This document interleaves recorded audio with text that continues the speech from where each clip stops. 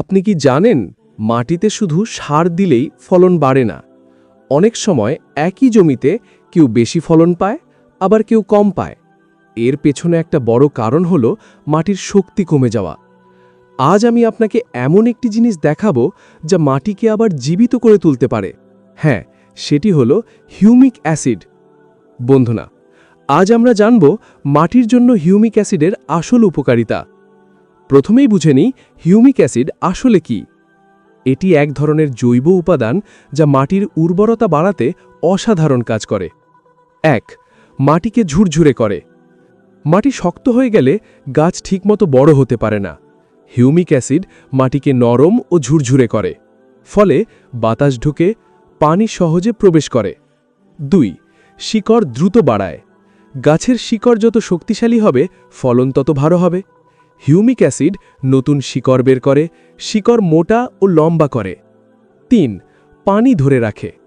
যেসব জমিতে পানি কম থাকে সেখানে এটি খুব উপকারী। মাটি আর্দ্র রাখে, ফলে গাছ শুকিয়ে যায় না। ৪. সারের অপচয় কমায়। আমরা অনেক সময় সার দেই, কিন্তু গাছ ঠিকমতো পায় না। হিউমিক অ্যাসিড সার ধরে রাখে, ধীরে ধীরে গাছকে দেয়। এতে খরচও কমে। ৫. ভালো জীবাণু বাড়ায়। মাটির ভিতরে অনেক ভালো ব্যাকটেরিয়া থাকে যারা গাছকে সাহায্য করে। হিউমিক অ্যাসিড তাদের সংখ্যা বাড়ায়। ৬. ক্ষতিকর লবণ কমায়। যেসব জমিতে লবণ বা বিষাক্ত উপাদান আছে, হিউমিক অ্যাসিড তা কমিয়ে দেয়। ৭.